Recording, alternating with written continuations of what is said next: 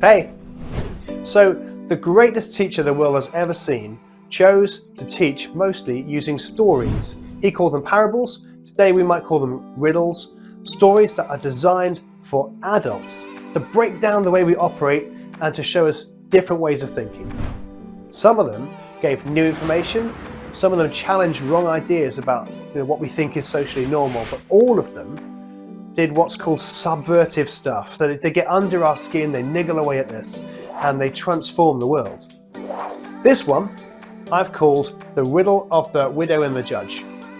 It's about prayer, it's about faith, it's about justice, and our response to people.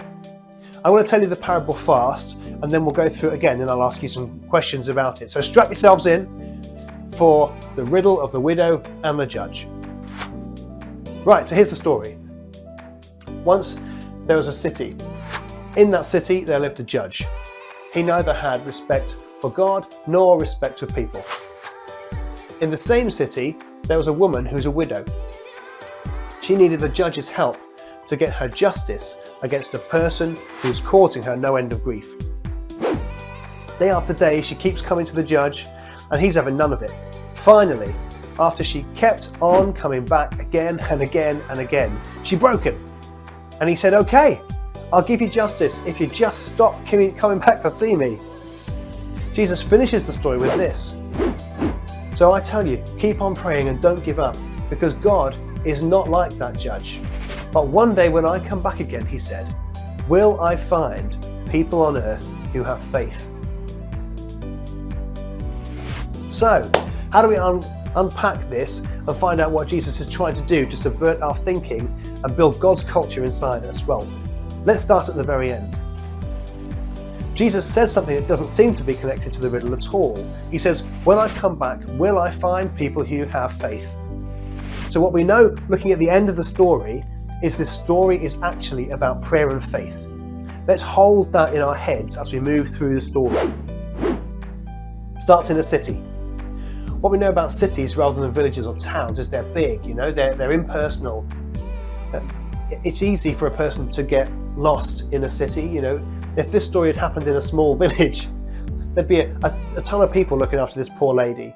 People would have taken her in, they'd have built a granny flat on the side of someone's house. But no, not in a city. In a city you fall through the cracks and you disappear. So this woman is vulnerable. What do we know about the judge? Well, he's bad news. He's doing his own thing.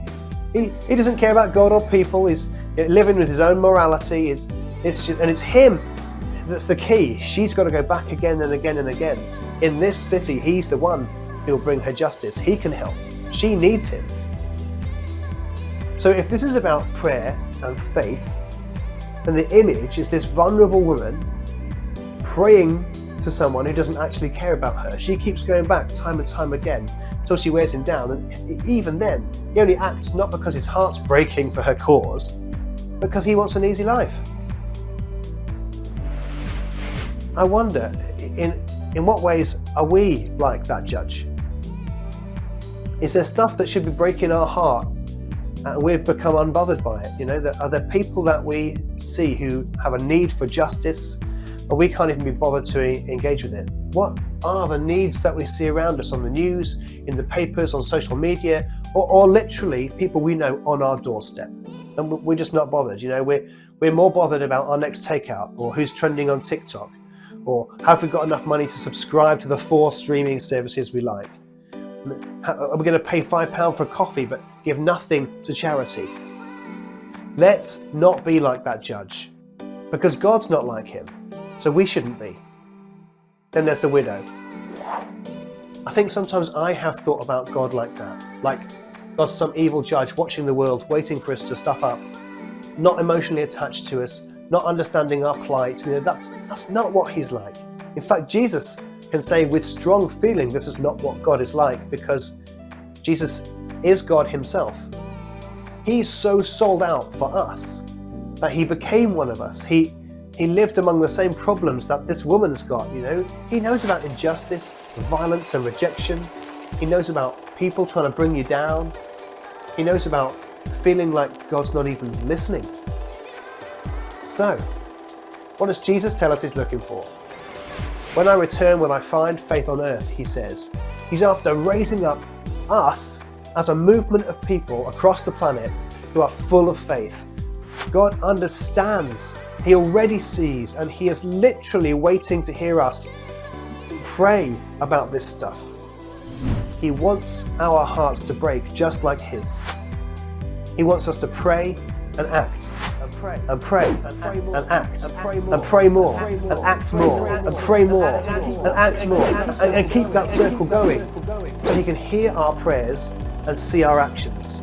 This is what the parable is about. So what do you think? When Jesus comes back, will he find that kind of faith? Let's be the kind of people who are willing to pray, expecting that we don't have to break God's arm to get him to do things. And let's be the kind of people who believe in a God of love and concern, and we act that out in our own lives. Let's be the people who help others even if it costs us.